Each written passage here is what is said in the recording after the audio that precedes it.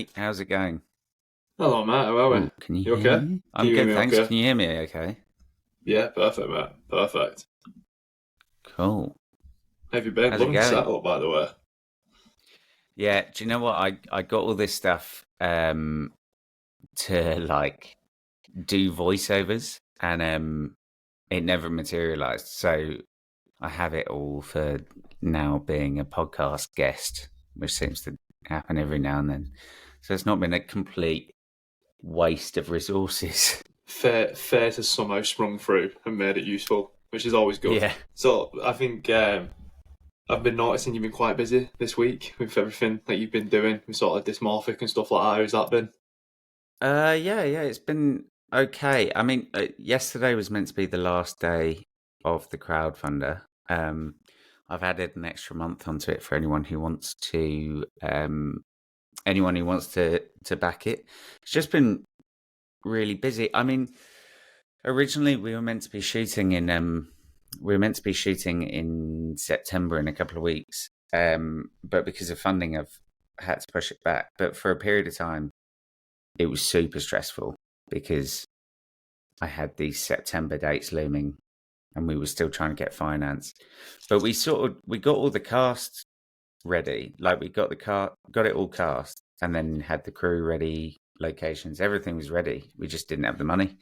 So yeah, I've been try and get the word out as much as possible and doing lots of interviews and writing for I wrote a little piece for the Metro. So it's been cool. It's just like, you know, it's one of these things when you're asking people to believe in something as much as you do, it can be a challenge. But it's also been really rewarding raising awareness about it because I think yeah, I mean there's a distinct lack of conversation around it anyway, but it's been quite cathartic for me to talk about my own experience as well. Yeah, and before we get into that, which obviously we will definitely dive into, because it's a brilliant topic, and like you said, it's something that isn't particularly covered a lot. I wouldn't say. Obviously, there's some sort of material out there, but I don't think it's something that unless you come across it, like someone like yourself who's doing such a brilliant job of promoting it and like showing that this is an issue. I'd say it's something that you wouldn't even sort of put two and two together with. You wouldn't sort of put the male and the eating disorder. It's sort of something that isn't really entwined in society, I'd say. So normally there's a lot of sort of, which is completely wrong, but you see a lot of it is like it's not very male. The males aren't considered in that aspect, are they? I don't think to Yeah, to I get mean, it. completely. And I think a big part of it, I've done a lot of soul searching on this. And I think a big part of it is that we don't want to take up too much space because there's been there's been so much focus on women's bodies for like pick a number out of a hat, but a long time. And there's been quite obvious pressure, especially in the media, for women to look a certain way. And I think with that has been unconscious assumption that men don't have any pressures on their bodies. Mm. And I think, to be honest, for a large period of time that might have been true. But since social media has become so dominating in our lives, there's also been at the same time as a rise in male quote unquote role models, which I think are often the opposite. Mm.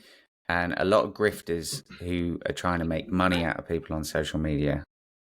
There's also a rise in people presenting like their body, if they're shredded with a six pack or whatever, presenting themselves as peak male physicality. And then that also is over the past 10 years or so, that's been tied with success. So like you think about some of the toxic male influences now, they're always promoting how much money they make, Mm. the fact that they only eat twice a day and they only eat red meat and they've all got eight packs and they're all like they've got these huge watches and blah blah blah blah blah blah. But with that whole conversation shifting that way, you're the way you look gets tied to your masculinity, and also your success as a person and fulfilling your potential gets tied to how much muscle mass you have or how lean you are, particularly the leanness, I think, because I mean, as you know, anyone who exercises regularly and thinks about what they eat, it takes a lot of restriction to get down to like 1% body fat. Yeah. And for some people, if they've got higher metabolisms or they're naturally just leaner people, they have their own challenges, but it doesn't take, like for me to get down that low, it required a lot of restriction. And whilst I was doing that, and I say that like I'm relatively lean now, but I've still got this hangover of feeling like I'm not. The expectation sort of thing. Yeah, but also like, so with my story, I tied my success as an actor and ability to achieve what I wanted to achieve with being lean.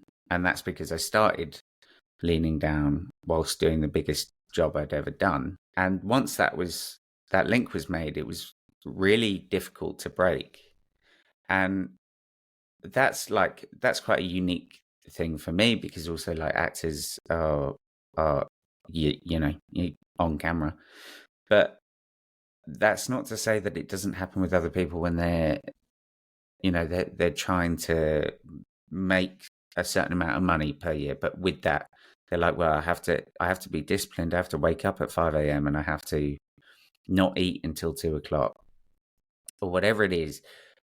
You can't have one without the other. If you're going to be successful, it means you also have to be ripped as well. And that leads to, if your self-worth and the way, self-worth, if your self-worth is tied to the way you look, then you're on a fast track to becoming disordered. And to your point, I think another big point about it, another big problem with why we don't consider men when we're talking about eating disorders, is because a lot of men themselves don't realize they have an eating disorder. Definitely. They think they're just making sacrifices and they're being really disciplined. But at the same time, and I can talk from experience, they're walking around a supermarket looking at food as a number and being like, well, that's 450 calories. And then if I had that snack, I really want some crisps, but those crisps are 150 calories. And a protein bar, that's 20 grams of protein, but it's 200 calories. And they're not seeing food as like fuel or something to enjoy. They're seeing it only as a number. And that is disordered thinking about food. The other thing is obsession over exercise. If you feel like you failed as a person because you're too tired to go to the gym, you're teetering over into something that's a problem. And I think the reason, like, a lot of people get quite defensive about it, particularly with me, and accuse me of projecting a problem onto them that isn't there. And I don't want to do that at all. Like, I work out 6 times a week and I watch what I eat. That's a net positive. There's a good thing to do. But it shouldn't be something that dominates your life, and it shouldn't be something that gives you panic attacks or like it occupies every facet of your brain. And I think a lot of people that's happening to them, and they don't realize that what they're going through is a recognized issue, because like you say, we just don't talk about it with men. No, and I think what you've highlighted there is sort of like walking around, and we've probably all done it. I've definitely done it myself, and I think I've definitely been sort of on the verge of having negative sort of associations with food and the numbers and sort of like the caloric intake, rather than, like you said, just being there and enjoying it for what it is. And I think, a lot of people will hear that and think, oh shit, I do that. But like you said, there's a line, isn't there? There's a line when it crosses and it consumes your every waking thought. And like you said, you're getting like anxiety attacks and panic attacks. But there's probably Also, people... Go on, sorry. I was just going to say, like, the other thing I wanted to just clarify, that like having a relative awareness of how much food you need to eat in a day and trying not to go over that too many times is like, that's just healthy. That's just a Definitely. balanced way of living. When I was really restricting, I felt like a shit if I'd gone over 1,800 calories a day, which is, it's just not a lot of food in general. But it also, like, it's not about it's about the thought behind the action. So like, if you want to be a bit fitter or you want to lose a bit of body fat, no one's saying that's a bad thing. You can Not at do all. whatever you want, like look the way you want. But if you're stopping yourself from experiencing things because you're like, nah, I'm disciplined. Nah. Like if you're going to a birthday party and someone offers you cake and you go, no, I can't do that. Sorry, I'm on plan. Like a slice of cake isn't going to kill you, man. You've just denied yourself an experience. And I say that because one big like thing that I look back at with such regret, firstly, you've never regretted a meal you've enjoyed. I just want to say that outright. Yeah, I agree. And secondly, I have twin nephews. They're 7 now, but when I was really, really restricting, they were 3 or 2 or 3, and they were 2-year-olds, and with my mum baked a couple cupcakes, and they gave me they like came up to me all excited and were like, Uncle Angus, we baked you these cupcakes. And I was like, oh, thank you so much. Put them on the side and didn't touch them, just watched them rot away and like disintegrate. And so I missed out on that experience, and they missed out on an experience of me doing it as well. And I regret that. I don't regret having a stone-baked pizza with a garlic bread chase. And that's like, that's fine. But this is what I mean. These are the like nuances that we don't, with men, we don't consider. And it's getting worse. So yeah, I'm sort of banging a drum at the moment because I see it everywhere now, and it's concerning. I think it is a very good drum to bang. I think, you see it, and I think we're in a culture and a society where, like you said, social media is so like prevalent, it's so dominant, and all you ever see, and something that people who listen to my podcast will be bored of me saying, is you see the 1%ers. You see, the people who are running running every day for 30 days. They're running the ultra marathons. They're running the Ironmans. They're the ones turning things away. And for them, if that brings them, genuine happiness, that's fine. But they are the 1%. They're not the everyday person who can do that, who has, like I said, they have occasions, they have birthdays, they have a life that I think is a lot more important to live and enjoy said experiences than just be like, oh, I went out and ran a 10K after doing a 3-day fast. And you're like, did you enjoy it? Yeah. Like, did you enjoy it? Like, and if you did, fucking fair play, hands up. Yeah. But like, there's a lot of, I think, pressure from social media and sort of media in general to sort of, this is what being an alpha male looks like. This is what like a peak male looks like. If you can't do this, you're a bitch. And you're like, I really love, like, there's a drive at the moment, and a lot of them are jokes, but it's like an athlete, particularly with the Olympics on, it happened a lot, but you'll see an athlete and they're clearly in the top 1% of where their athletic performance needs to be in their body, and they won't be like 0.5% body fat. No. It's like a guy with like a happy little darb that he's developed from just enjoying his life as well, and he's like picking up a bronze medal. And I'm really enjoying people taking like, and to be honest, I'm enjoying it if they're promoting it. I don't like it so much if someone takes a picture of them and they're like, oh, look at this guy. Yeah. But like, this is what peak male performance looks like, and you have to live with it.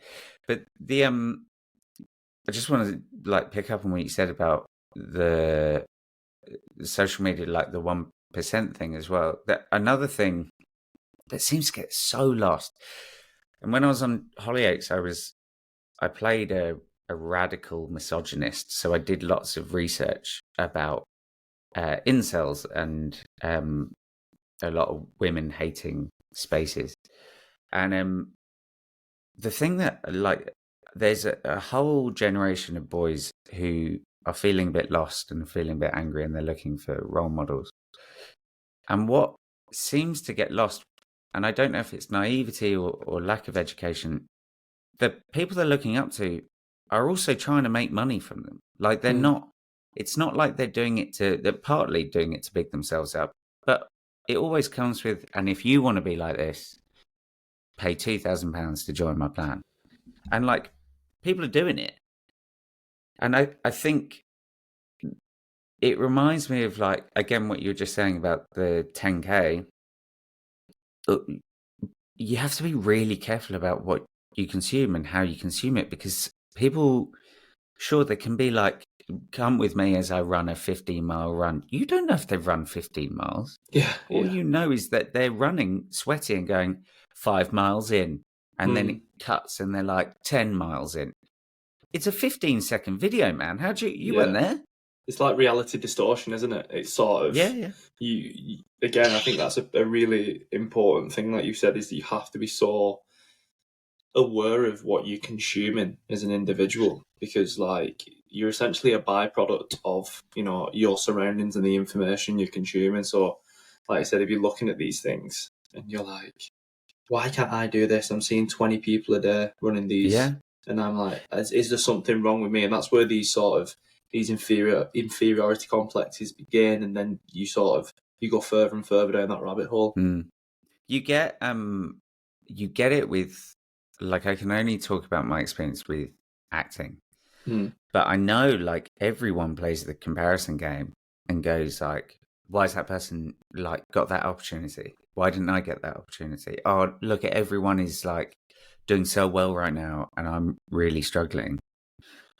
I can like tell you, I know you just had Connor on, and Connor will say this as well. Like, I'm profoundly honest about, and like, this is a new thing, but I used to be really worried about people knowing if I was between jobs. I didn't want people, like, I would prefer people to think that I was just working away in the shadows and like in pre-production for something or whatever. The past few months, and it's given me great satisfaction, and I'm mainly doing it to raise money for the film, I've been selling flowers around the country, and people, I've also done some acting work and stuff, but I know people will look at if I post something about a project I've done or with the film, and they'll be like, oh man, he's doing so well. Mate, yesterday for 8 hours, I was selling flowers in Wandsworth. Like, it's not, this isn't, I'm just showing you when I've been cast in something. Yeah. And it looks like I've been crazy busy. And like, Connor will say the same thing. Like, he's got his own things going on, but we only show, no one's going, hey guys, delighted to announce that I sold 45 peonies today. Please tune in for some more info. I'm going to go and sit on the couch, put my feet up and have a scratch. If you enjoy my ankles hurt because I've been at a flower show for 15 hours. And my nose will not stop itching because of the pollen that I've ingested all day. Do you know what's funny? I was at, I've not been doing it long, and I just really enjoy it. But I was at a flower show a few weeks ago, and we arrived, and I got hay fever like that. And I was like, oh no. And people were like, so what are these flowers? And I was like, these are, and they're like, you are not a good advertisement for this. And I was like, yeah, probably not. So, sorry for interrupting, but no, I wanted for sort of, we've touched on it. We've touched on sort of where we're going to go with the topic and things with like ED and specifically in males, but I'd like to obviously get a bit of context to your personal journey and how you sort of ended up to doing this, what you're doing today. You came up with the idea of the show. and everything like that, if you're happy to share that. So Yeah. where did this sort of begin? So I've always, like, as you can imagine, it's been on my mind a lot, and I was spoken about it a lot. And I used to say that I did this job. There was a naked scene, so I really leaned down for it, and it cracked my brain. I think the reality is that from childhood, I always I would have friends at school who never seemed to exercise, but they didn't carry any body fat, and that used to really frustrate me. And I always felt like I had to constantly be exercising just to like look the way they did, and then even then I didn't. And I think a large part of that is just wanting to like fit in. Um, so I always had like a relatively unhealthy attitude towards my own body, but it never like it didn't really dominate everything. And then when I was at university, I was going to the gym a lot, and that was when like friends started saying, you know, you could have a day off every now and then, and I'd be like, shut up, no. But again, like it wasn't food hadn't come into it, so it didn't. It just felt like I exercised a lot, and then, like I say, I came out of university and started acting, and quite quickly was acting on screen. Again, still food wasn't an issue. And then I did this Netflix series, had a naked scene, and got given some advice on how to lean down. And they meant like do it for a couple of weeks. Yeah. And I adopted it as my life mantra. If anything, I actually made it a lot stricter because I thought I see you and I raise you 1,500 calories.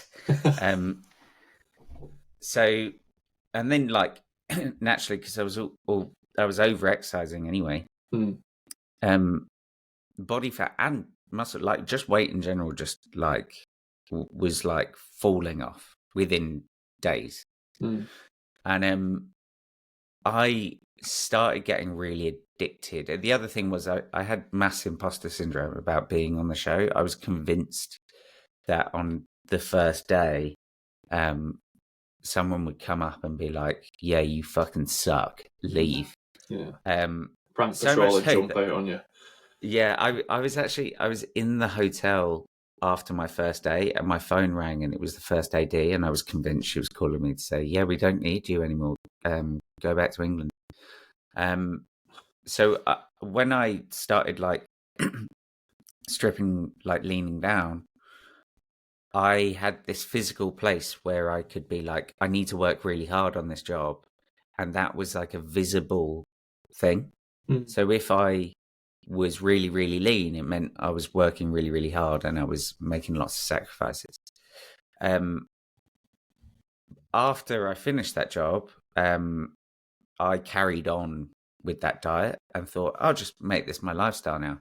And then I got into my head, because COVID happened quite quickly after that. Then I got into my head that audition tapes, I wouldn't do well if I wasn't really lean. And it started it basically dominated everything. And food, I would eat very little.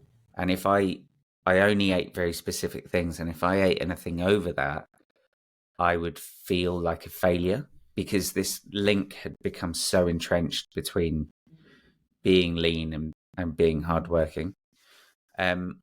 And then like I sort of oscillated between having a healthier relationship with it all and having a better handle on it, and not having a better handle on it. And it sort of like went like that for a couple of years. And then when I went and did Hollyoaks, you're on screen like 5 times a week, and the schedule's really quite packed. So I used to exercise twice a day. I'd do like a big spin class in the morning and weightlifting in the evening. My schedule meant I couldn't do that. So I started just weightlifting, and I like packed on muscle quick. Mm. and I saw myself on TV fluctuate, and it spun my head. Again, I felt like I was failing, and I was letting everyone down, and I was letting myself down. And then I started like fixating on food. I remember I was talking to someone about this the other day. I would like go through the day, even after I'd eaten something, and I would feel starving because I was just thinking about nothing else but food, which means, by the way, I wasn't thinking about the job I was doing. Yeah. So it had the opposite effect. Anyway, fast forward to last year, and the actors' strikes happened, and everything felt a bit out of control again. And I was about to start, to be honest, I was probably about to start restricting food again to try and get some control. But I decided to put all my energy into writing the film instead, because it just alarmed me that like no one had, and like I'm not saying it's anyone else's responsibility, but there was no one person who came up to me over that 3-4 year period and was like, I think you've got an eating disorder. It's okay. Like, let's get this sorted. People would always just be like, stop being ridiculous. Mm. And whilst that was helpful at times, it wasn't like there was a wider issue, because like if I could have slipped into a situation like that, then anyone could have. And I'd also done a load of research, like I said, on radical misogyny during Hollyoaks, and learnt a lot more about social media and its effect on boys. And so I decided to make this film, and it was just for me at first. And then I started sending it to charities, and they like leapt at the opportunity to partner on it because there's a growing issue with male eating disorders, and their biggest issue is convincing people that it's a problem. And one of their biggest issues is that there isn't any literacy or media literacy about how men can get eating disorders. There's like, I think they said there's 2 people in the public eye who have ever spoken openly about being a man and having an eating disorder, and everyone else just goes, yeah, I got a bit weird for a bit. Whereas like when you're talking about women, they're always like, I struggled with anorexia, bulimia, whatever it is, but men never put a name on it. So then once I partnered with the charities and I was doing lots of interviews, I just started being like, I'm pretty sure it's a full-blown eating disorder. And that's where I'm at now. And actually, it's been really cathartic doing the project and working on it, because I've destigmatized it for myself, which is like, it wasn't something I set out to do. And I think there was fear from me as to what it would mean for me, and would that be a label that I had to live with for the rest of my life? If I was like, yeah, I had an eating disorder, because I feel a lot like I feel fine. And I just didn't want to like tarnish, like label myself as such. But I've destigmatized it for myself, so it's been really helpful. But yeah, that's effectively where we're at now, and how we got there with the film. And now I'm on a one-man wrecking ball to try and help people. Well, I mean, you've obviously got the insight, the experience, and sort of lived it firsthand. And I think anyone who's ever done that and then sort of gets the opportunity to make some sort of, or the idea to make some sort of change, of course, it's like, you know the benefit of the outcome. You're like, if this will stop, maybe. Yeah. Even if it's one person, it must be such sort of if you got one message from that film as like, thank you. I can imagine the sense of sort of like gratitude towards it would be massive. Yeah, and there's definitely challenges like doing the crowdfunder. There's definitely been challenges with people not necessarily thinking it's an issue that actually exists.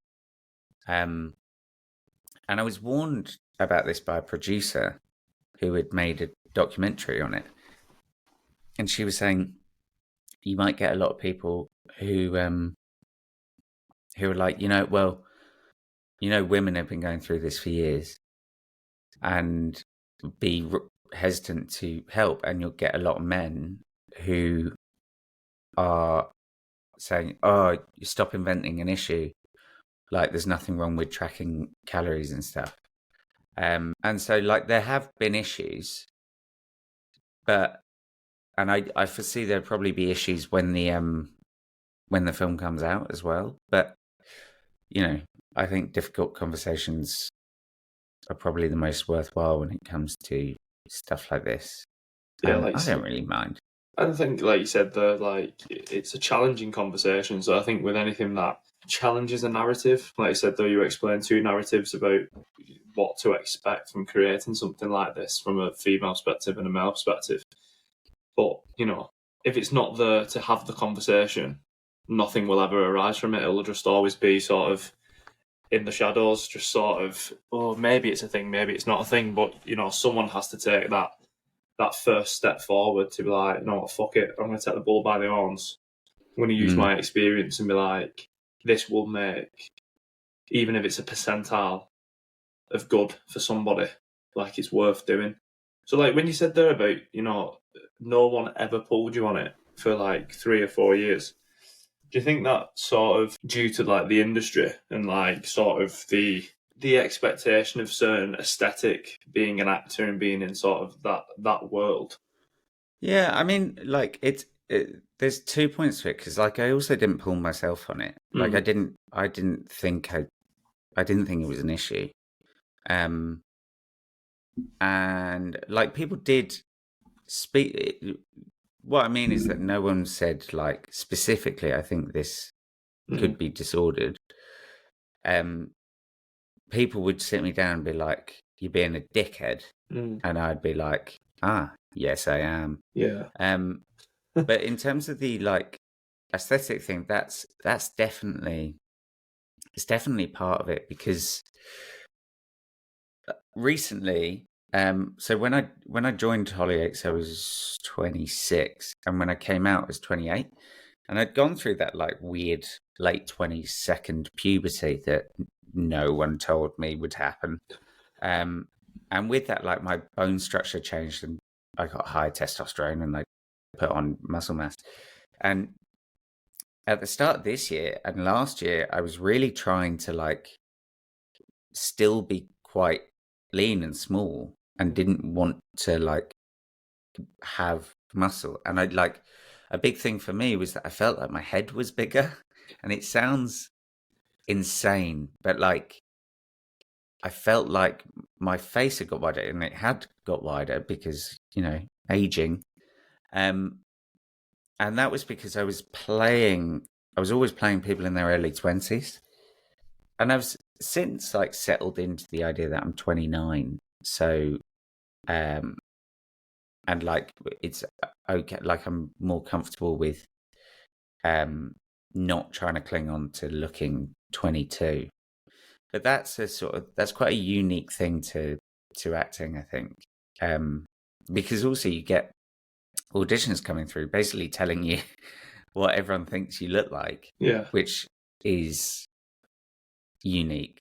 Again, like I don't want to bring Connor up again. He looks completely different now to how he did when he was on Hollyoaks. Yeah. And I've like watched semi from afar this like guy go into like full blown madness. Yeah. And it was quite like comforting to see. And I've gone through periods of growing beards and stuff, and then like my partner will be like, "Get that off your face." But yeah, like it's interesting. I also had a shaved head for 5 years, and decided to grow some hair out. But it's when you get castings come through being like, this is how your agents and casting directors view you, you start going, oh God, do I need to like stick to looking like that? Yeah. Yeah. I imagine it's like it's the complete opposite of any other job. Because, like, imagine if you were sat in your office job and it was like, right, you need to look 23, slim and athletic. Yeah. They'd be like, shave fuck that off. head, I'm boy. fucking HR. Let's go to HR and have this discussion. Yeah. But in acting, it's like, deal with it. This is what we want. You're going to have to do it. So what is sort of the process of, like, do you, obviously, this is sort of a difficult question maybe because, you know, like, building that mindset, because obviously now you've obviously had the realization with sort of where you've been and things like that, but what is the mindset like to sort of be, I sort of have to put it at the back of my mind that this is what people think of me because this is what essentially pays my bills and gets me the jobs, if that makes sense. Yeah, I mean, like, I think I lead with myself. The interesting thing is that I quite regularly play like nutters. Yeah. So I have learnt over the past couple of years that I have quite intense, weird eyes. And like people come up to me in the street and be like, I loved you on that. Your eyes are crazy. And I'm like, still my face, guys. I go around with that face. Yeah. Can't just pop these out and put them in a jar. Yeah. The funny thing is that, like, sometimes, rarely, I'll get an audition come through which is like, he's the love interest, and I'll do like the romantic scene, and my partner will be like, "Oh, that's really creepy. What you do? Oh, stop doing that." I'm like, "Oh, I'm just like talking lovingly at you," and she's like, "No, you're not. Stop." And that's like, I think what I mean by saying like I lead with myself, like I know I'm nothing like the characters, and I know what they mean because I also don't walk around with crazy eyes all the time. Yeah.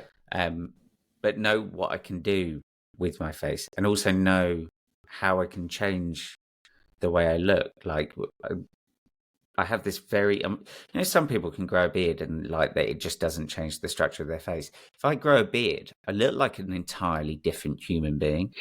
And so, like, often if I get an audition come through, so a lot of the time it will be like this guy on the edge of normality. But that is as much informed by the other work I've done as it is the fact that I know I could do it.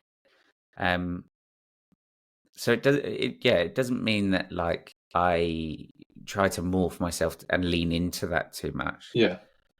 Because the other thing is that the part I played on the Netflix series, he was a normal guy, just a normal funny guy.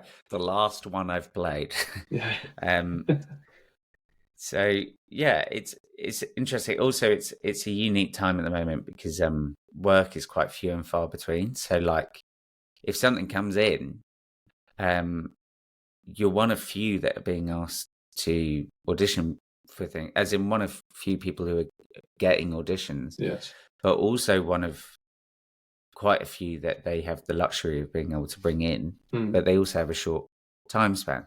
So you're effectively like, I have some things come through where I'm like, should I just shave my head again for this? Go full Britain in 2007 and be like, it's gone. That's where it plays into what you're saying about like, do you have to like lean in or tweak the way you look for certain things? Yeah, sort of like, I imagine, sort of from my own experience, you sort of have the person that you are outside of work, and then in certain jobs you have to sort of, rein in certain elements or lean into certain elements of your life, and that is just unfortunately sort of work culture. You can work in places where, you're fortunate enough to be yourself and not piss off and upset enough people where they report you. But I imagine sort of like what you was alluding to there in acting, like, try and not, it would be dangerous to sort of lean into not the typecasts, but that's sort of what it is, isn't it? It's sort of like it, and this is going to sound insane because I play crazy guys. I bring them closer to myself. I think, like, I always try to make a bridge, and the emotion will be the same. It's just the thing that's instigated the emotion is different. So like we all experience loneliness sometimes and sadness and anger and all these things. It's just they are angry about, I don't know, hating all women on the planet, and I'm angry because Spurs have conceded a 95th minute goal. Yeah. Or you've developed hair fever all of a sudden from carrying sunflowers. But like to your point, when I'm selling my little flowers, I turn into an East End flower salesman, and I'm not. I'm like, "You're right, mate. How's it going? Do you like flowers? Nice one." So like we're all just playing different roles. It's just some of us get paid to, I think. Yeah, there's so many masks that we wear through our day, our lives that, and I think the important thing is something that I want to touch on with you in a little bit is sort of like, it's the mindfulness of, who you are and sort of understanding the different emotions and different scenarios that we go through, because something, and again, I think this goes specifically men, just from my own experience being a man, is that, we're sort of told that mindfulness and well-being is sort of feminine, girly, it doesn't really have a place for being a man. But like, when you channel into that thing and you start to sort of remove yourself from your own body and sort of have an overview of who you are, that is so powerful for understanding why you do things. And I think myself, like, I've always sort of had, wanted to look a certain way, looked up to people who look a certain way, and probably felt frustration that I can't, like you said, I can't not train, I can't not do this, and I can't not do that, and then expect that product that they've got. But I was sort of, especially like being a teenager, you're full of testosterone, and you're in these environments where it's like, who is the cock of the walk? Who is the fucking big dick swinger? And I felt like, looking back, I was really sort of pissed off that I could never be that person, but I never addressed that sort of thing. But then when I started doing mindfulness, I was like, that's just fucking stupid. Why was I bothered about that? But if I'd have never done mindfulness, I'd have probably still been in a point in my life where I'm like, I'm still fucking, why can't I have the 8-pack? Why can't I be deadlifting 300 kilos and stuff like that? So do you think sort of, is that in your routine and your habits now to sort of have any sort of mindfulness practice or anything like that? Not really. I mean, to be honest, like, I think there's a lot, like my brother's an entirely different person to me. And he's quite, you can never know what he's thinking. Whereas I will tell the local cabbie what was bad about my day. So I've never been like closed off in that way. But one thing I think is really interesting when we consider like our brains and mindfulness and stuff is that we always think we talk in catchphrases, and it's like, it's okay to not be okay. Talk to your bros. It's so complex. Like, for me, I don't often realize that I'm going through something unless there's a pattern of behavior. Because like I'll go through every day being like, I'm fine.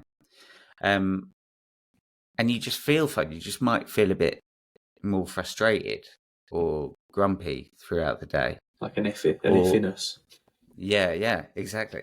But it's, for, like I say, for me, it's patterns of behavior. So I went sober for like 5 months because alcohol just wasn't agreeing with me. And then after that 5 months, was like scared to have a drink, and I was like projecting the same restriction I'd done with food onto alcohol. And it was just like trying to get control over something again. And that was evidence. My mum sat me down and was like, you need to have a drink, because not for any other reason than I was like scared to, like, someone would pour me a drink and I would have, started quote unquote drinking again, but someone would pour me a drink and I just wouldn't touch it. Yeah. Because I was scared about the calories and how it'd make me feel and how I'd feel like the next day. And I'd get really like moral about it and be like, what does it mean if I drink again? Yeah. I had to like break that duck again to try and acknowledge that I was struggling with something that I didn't. Because for me, I'm never aware that I'm struggling with something until like 4 months down the line. Yeah. And that's like the same thing. I on Hollyoaks, I went through a breakup, and I was like, I am so fine. I'm just going to go out 3 times a week and get absolutely off my face. And that's like to me, like I convinced myself I was fine, but my behavior was saying otherwise. So I probably should practice mindfulness. I just don't think I can sit still long enough. That is a difficulty of it that I struggle with. It's just sort of like my nose has started itching, and it's not itched until I've sat there and told myself it's like my body like move. I think I just need like purpose. Otherwise I like start fixating on things, or like that's when I'll start restricting food. And like a large reason I was doing the flower sales is to have a separate purpose. And it like that has been amazing for my head as much as anything. And doing this project and like auditioning at the same time, I've just like, all I need is to be busy. But at the same time, the flip side of that is if I have quieter days, if I don't have any work to do on the film or any auditions to prep for or any flowers to sell, that's when I often have to take a moment to acknowledge the way I'm feeling, because I'll start, like I can feel anxiety bubbling up, like I'm not doing enough. And it's just because I've been so used to being flat out busy and then had a moment of still, and I just don't know how to cope with it. I think just knowing yourself and having acknowledging feelings is a big step. Like, oh, I feel weird. Oh, I feel anxious. Yeah. They say, like statistically, they say that one of the biggest dissipators of anxiety is telling yourself out loud that you're feeling anxious. I don't know what kind of wizardry that is, but I think it's just acknowledging that there's something going on. It's addressing the elephant in the room, I imagine, isn't it? Yeah. That can get, I think that can get quite annoying for people around me if I'm like, I'm having a bad day. And they're like, no, you're not. Yeah. I'm like, yeah, I guess I am just annoyed that my phone died. So like innocuous. And like my brain gets confused. I'm like, oh God, I'm so angry. No, I'm hungry. Okay. And it's sort of like understanding the cues as to what's building them. So like going back to, the moment, was there a moment when you sort of was like, there's an issue here, there's an issue to hand with sort of my eating and my behaviour around this? Or was it sort of a compounding thing? He was like noticing it, and then you just was like, this is time to grab it by the horns? There was a bit both, to be honest. I am one like big moment. I'd been really, really restricting, and I went on holiday with my family, and they, were on holiday in the Mediterranean, and my brother's a good cook, and at lunch at the villa, he'd like barbecue some food and like do a big like tomato mozzarella salad or whatever it was he was making. And I had gone to the shop separately to buy my own food so that I could keep eating the same food I was eating at home. And that started like dominating a little bit, because also I was intermittent fasting at the time, which, by the way, I think is utter nonsense. You're just starting your day by restricting. It sets a bad precedent for the rest of the day.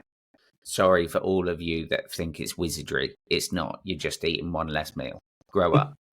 But so if we'd booked lunch out, I'd like sit there and see the menu and get like really pissed off. Like they hadn't designed the menu for me. Because I'd be like, why did you book this lunch at 3:00? You know I eat at 1:00. or like like just being an absolute bastard. Yeah. And my family and friends, like midway through the holiday, were like, "This needs to stop now," and it sort of took me out of it, and I realized what I'd been doing to myself, and more importantly, what I'd been doing to everyone around me. Yeah. So that was a big moment. Another was at Hollyoaks. I didn't want to see, smart boy. I didn't want to restrict food again, but I did want to. I wanted to lean down a little bit because I'd packed on loads of muscle, and it made me feel like a failure. But I was like, I'm not going to restrict food this time because that leads to bad things. But without acknowledging that I was already experiencing the things. So I decided to long distance run, and I started running 50 miles a week. And I've got to be honest, I was really enjoying it. Then naturally, your body can't run 50 miles a week for too long. So after 3 months, I got a hip injury and a knee injury, and then I couldn't run for 5 months. Yeah. And that, everyone had told me to run less. They were like my dad he ran loads of marathons. He was like, "You're running too much. You're going to get injured." And I'd be like, "No, I'm not. Shut up." Yeah. And when I did get injured, I started looking back and the amount I was running, because I wasn't doing a run less than 12 miles, and I was doing it 4 times a week. Wow. I started looking back at that and going, "Oh no, I just become fixated on hitting certain distances and felt like I had failed if I didn't." Setting quite extreme sort of expectations on yourself. Yeah. And then the other one was with the starting drinking again. I just realized that I was projecting other patterns of behavior onto something else. It just wasn't food this time, it was alcohol. And then when I started looking back at why I was scared of drinking again, it's because, I don't know if you are sober, if you've ever been sober, but you lose a bit of weight when you stop drinking. It's like your body works out how to work again. And I didn't have to restrict my food to look really svelte and lean. And I realized I was scared of drinking again because I was scared of gaining any water weight or gaining any weight at all. And that whilst I wasn't restricting food as much, restricting the alcohol was just the same thing all over again. Yeah. So now I live a much more balanced life. And the reason I get angry about intermittent fasting is because I started eating breakfast again this year. And mate, I was convinced that if I ate breakfast, I'd explode or something. And I'm just an all-round better human. I'm just not hungry all the time. Yeah. And I'm eating to repair my body after training, or eating because we're having a nice time, or whatever it is. And that's the important thing, isn't it? I think that, I think the outcome of why you are doing something, if it is sort of with, this is difficult because obviously if you're going through these sort of things, you obviously think that is giving you the best outcome to what your brain is sort of saying. But if you don't intermittent fast because you feel better for eating breakfast and you know that you're going to get things in to help you repair and feel better, well, there you go. That's why it works for you. But it's, I don't think I'm struggling to get my point across. But if you wanted to intermittent fast, because I've done it in the past, and obviously different sort of relationship with it and view on it. But mine was never to be I'm doing it because this is going to reduce my calorie intake. I was I don't like eating in the morning. I'd rather eat later on in the day when I can that's the thing though. Yeah. It's not just the morning, is it? No. I would be fixated after 8 p.m. I'd be like, now I can't eat anything. Yeah. That sucks. Yeah. Now I'm hungry. And but the new data on intermittent fasting is that you should use it as a tool, not a lifestyle. Exactly, and that's the point. I think you've just worded it perfectly for me. I think if you're using these things as tools rather than sort of the foundation of your life and everything you stand for, then that's perfectly okay. And I think what we are is we're all very unique and individual. So we see these problems and we see, like you said, these 1%ers coming out. This is the solution. All right, well, yeah, your problems might be quite similar to that person, but you have unique circumstances around that. So that problem might seem like it works for you, but in reality, it probably doesn't. So it's like you have to sort of dip your toe in these different tools and these different things, but you have to remember that they're there as like a part of, like you said, a toolbox. They're not there to be like, "Hi, I'm Jack and I'm the intermittent faster." Like, yeah. You know, I made a short film a couple of years ago that we only ended up releasing last year. But in it originally, me and my mate Andy had written this line because I was basically playing a send up of myself. And he was drinking a hot chocolate or something, and the whole joke was like, what grown man drinks a hot chocolate? And he was saying, I like to have a sugary treat to break my fast, because I used to talk about intermittent fasting all the time. It was like tied to my identity. Yeah. And that, like, I look back, I'm so frustrated about it because do you know what foods are breakfast foods? All the good ones. Yeah. Like bacon, eggs, croissants. Yeah. All the best foods. How good is a breakfast tea or a breakfast dinner in your neck of the woods? Like having breakfast at night is just like, it's the only meal where he was like, if I had breakfast at any time of the day, it's still fucking banging regardless. Yeah. Bacon, eggs and beans and sausage for dinner. Yeah. Or like, if you want to take it a little bit more dinner time, ham, egg and chips. Yeah. It's same thing. Yeah. You've changed your hash browns into more of a... yeah. You've just made them sleeker. Yeah. Fancy. So like going... Little Tory chips. Tory chips, love that. But so like now you're very clearly very self-aware, sort of have this understanding of how you work and sort of what led you to this point. You've spoken about your relationship with training and your relationship with food and things like that. I don't know if you'd said this, but I think you did, where you said like you're still training and stuff like that, you're still sort of going to the gym. How do you navigate that relationship to sort of... I imagine most people would be like, this is bad now, this isn't for me. But like what's the mindset of you to be like, no, I still need to do this, but I need to do it in a way that again becomes a tool and not an identity? Yeah, I mean, food was a relatively easy one. It was just like, if I wanted to train this much, then I needed to eat a certain amount in order to not be energy in pain. Input, energy output. Yeah. And to be honest, I probably am still a bit obsessive over exercise, and probably do over exercise. But saying that, whereas I used to, if I was like really tired or in pain, I'd still drag myself through a workout.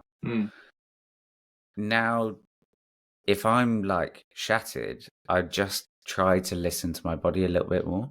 And if that could also just mean not doing cardio for the day. Yeah.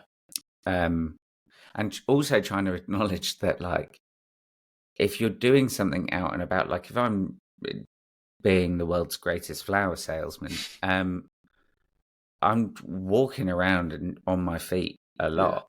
And just because I haven't gone into a gym doesn't mean that I haven't done something active. And sometimes it's a good question, because I was thinking about it the other day, that I would do a spin class like 5 times a week.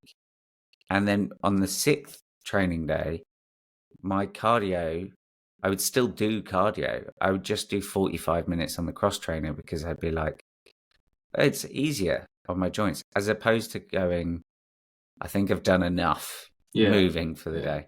Because on top of that, I was doing weight training as well. So now, now is a lot more like trying to, and most importantly, I don't freak out if my body fluctuates from one week to the next. I just go, okay, what's the where I want to like be to feel my best, and what was that? Did I do something differently last week, or was I walking more throughout the week? Am I going to be a bit more sedentary this week? Do I need to like mix it up a little bit more? So I'm just trying to like try things and balance it a little bit more. But I do like I train as much for anything for my brain. Yeah. And do you know what? Like a lot of people, if I have a big day ahead, sometimes people are like, maybe don't train this morning because you need to conserve your energy.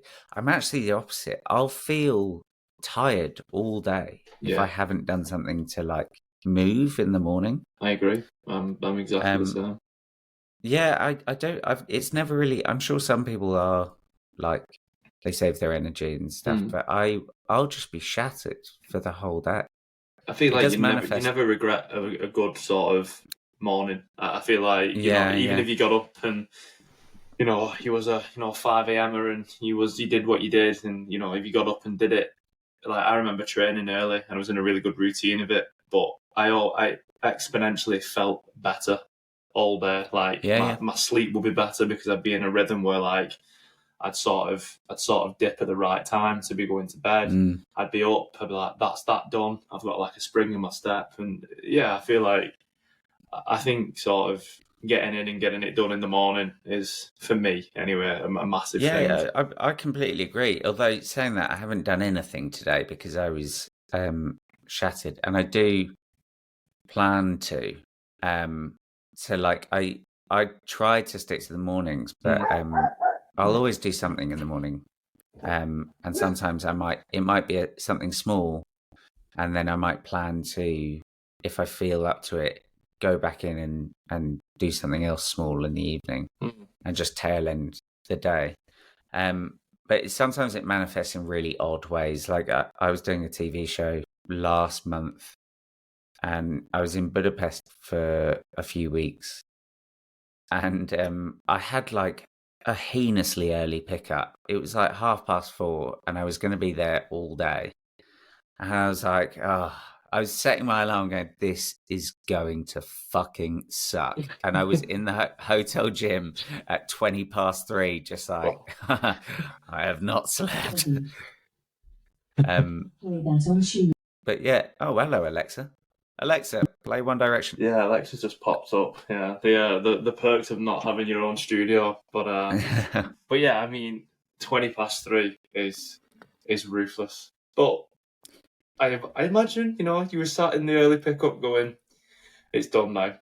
Once I've done, I can get back in bed. And that's the other thing. I knew I wasn't getting back until like 8:00 in the evening. So I was like, I want to train today. I have the energy to train today. I don't want to do it after 14 hours. On set, because like it's mentally, you'll either have a day where you're used a lot, or you'll have a day where you're sat there like mauding out because you've barely been used. And both are tiring. In fact, if anything, the one where you're hanging about is more tiring because you're just bored. And like that's a great point, because when you think about it, there is definitely two types of like tiredness and fatigue. The sort of one where not you've earned it. That's probably not the best way to sort of say what I'm saying, but like you've been to the gym, you've been like out for a walk, you've been moving, you've not been sedentary.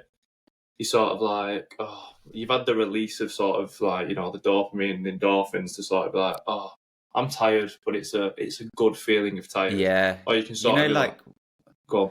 There's no beer that tastes better than the first bottle after a long day, and but one where you've been out and about all day. Like I equate it to having a beer after like playing golf. Yeah, like anything, like a hike, a Guinness after a hike. Yeah, beautiful, best tasting thing in the world. Yeah, but the second one just sucks in comparison. You're like, oh, I didn't need this second one. You become a potato, don't you? You're like, you get in, you've done fuck all. You're like, ugh. I was talking to someone about this, about how you can feel, or I can feel if I trained in the morning, been out and about all day, had a really busy day, and then like eat a nutrient dense meal, it's like I can feel all the nutrients going into like where they need to go. Yeah. Whereas like if I've had quite a sedentary day, it just feels like sticking food on top of food. Yeah. And I don't think I'm getting anything from this. And that, like you say, I think we're all basically overgrown toddlers that need to be sent out to play for 2 hours a day. Yeah. And then mum's like, tea's on. Yeah. At what age is it when you like, do people start going like, let him run it off, let him run it out of his system? It's like, no, you can't run it out of your system anymore. Stop fucking knee sliding, you're 34. And like, up until a point, it's like, they need to let off some steam. But then you're ruining your sister's wedding. Stop knee sliding. For the love of God, stop asking for the Macarena. It's the 4th time. my like I said, I've got twin nephews, and whenever they fall asleep, my sister-in-law seems to take a picture of them and like send it to the family WhatsApp. And we're always like, wow, you finally worn them out, because they are just non-stop like and I feel largely the same. Like, and like I said, it's just such a better form of like winding down than like and having it earned. I think people may disagree with it, but everyone's sort of entitled. So something that I like to sort of ask everybody, there's 2 questions, but the first one would be sort of, from your experiences and sort of from where you started to where you are today, what are sort of 3 habits that you would sort of like recommend to maybe the everyday person or aspiring actor? I know they're very different questions, so you can pick one or the other, but like, what would be the top 3 habits or routines that come to your mind? I make a list for every week. Nice. Of what I need, what I want to achieve, and what I want to get done for that week. I also make a list every morning for what I want to do and get done that day. That I've done that for years, and like, if nothing else, even if you're like, if you feel like you haven't got a lot on, you're working towards something, and you've had small incremental wins. And I think that's huge. Sorry for interrupting you, I've just got a question about your lists, because I'm just interested. How do you sort of prioritise that? Is there a way, do you have sort of a structure? Is it like most important, or is it just like periodical? I used to do it on chalkboards. Old school. Yeah, I mean, I do have chalkboards in the flat, but my partner, her house is up north, so I split time between London and the north, and so now I do it on my phone. But I have headings, so I've got an acting heading, writing heading, a heading for my theatre company, and a personal heading, and then I have everything I want to achieve for all of those things for the whole week. And then every morning I'll make a list in order, because I'm so neurodivergent that I'm like, sometimes I have wake up on the list, and it'll be like gym, prep for whatever meeting, blah blah blah blah, and it'll just be in order. The other habit, I think, starting your day with some kind of movement, even if you're just going for a walk, you feel like you've started your day with a win. And I think that's big. Also, like we were just saying, I think your general energy levels throughout the day are higher. But I do also think there's a gendered thing to that, because I think men wake up, and if you wake up and exercise in the morning, you'll have more energy throughout the day. I don't know if that's the same for women. Certainly not like the women I know, if they wake up and work out straight away, there's a chance that they'll be zapped for the whole day just because of different hormones. And one more. What would be one more? Let me think. Habits. It can be a routine or something like that. It doesn't necessarily have to be a habit. It could be like a routine that you do. I try to like, and again, like, I know people who are different to this, but wake up at the same time every day. Like, why not? Yeah. I know, like, there's a lot of people who are like, well, it's my day off. I'm going to sleep in. Great. Do what you want to do. But people who don't set an alarm in the morning, I couldn't start my day without that structure. Yeah. So I wake up at the same time every day. That's so important. It's something that I've been trying to re-implement into my life, that specifically. Just to, like, sleep is something that I'm awful with. Like, I really struggle with it. And sort of you look into circadian rhythm and sort of the studies into that sort of, you know, remit if you want to go down them rabbit holes if you're interested enough. But sort of waking up at the same time every day has such a positive effect on the way that you sleep, because it just sort of regulates the circadian rhythm. The body is sort of in tune with, right, this is what's happening. We know this. And then, like, it can sort of preempt what you're doing.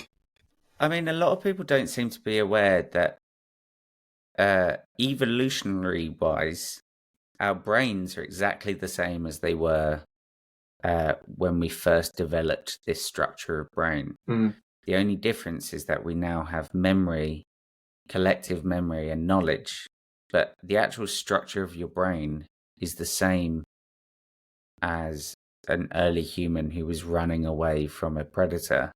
So if your circadian rhythm is getting an email mixed up with running away from a tiger, you need to do everything you can to regulate it. Because also, like, again, like, relevant to the film, I did the whole 5 a.m. club thing when I was at Hollyoaks, and it was just like I was just trying to get control, and I was still trying to intermittent fast.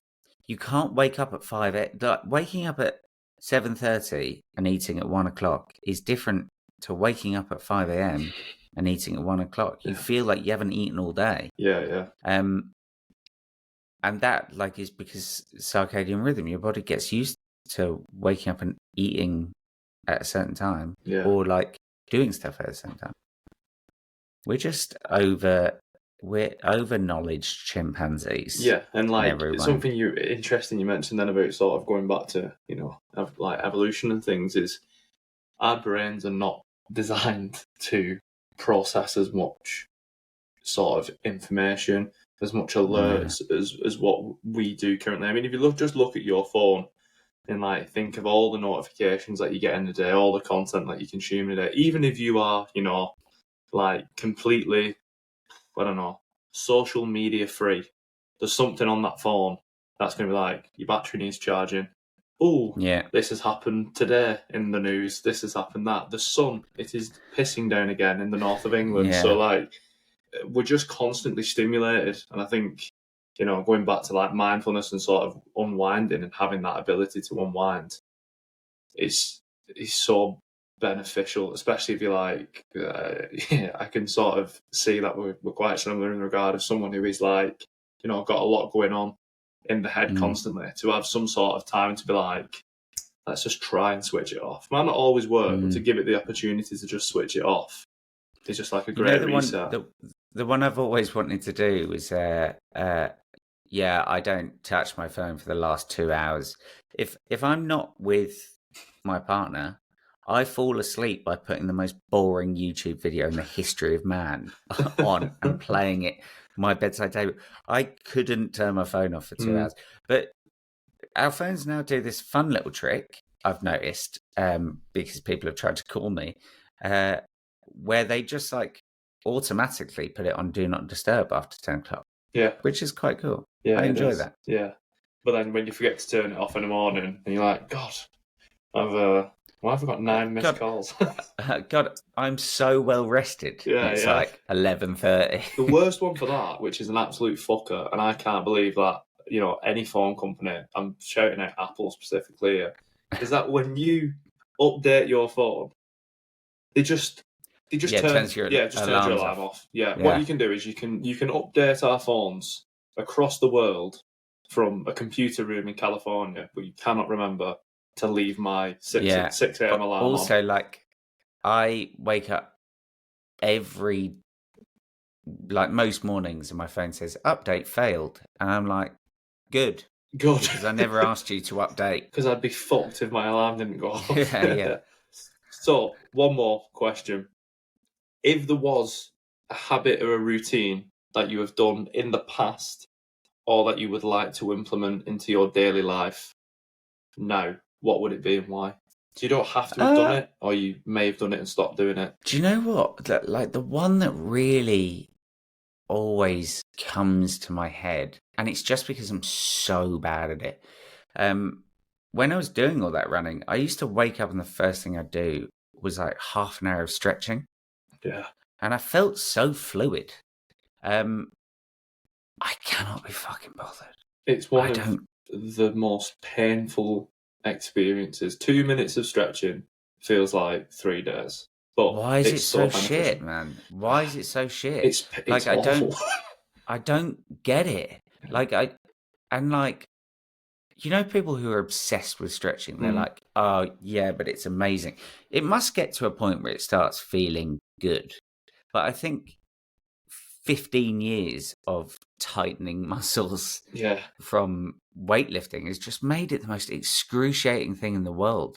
Yeah. So I go through occasional phases of yoga, and I'm looking at 75-year-old people doing like warrior 2 pose on like the tiptoes and just making it look like a breeze, and I'm trying not for like fucking hemorrhage in like half me the and my position. partner, we went to Crete, and the hotel we were at had a yoga class, and we both went, and I was like, oh, it's gonna be so embarrassing, I'm so shit. And I was doing it and I was awful, but was giving it a good go. And the yoga instructor was like being really like encouraging to me. Yeah. There was a woman in the class who clearly fancies herself as a bit of a yogi. Yeah.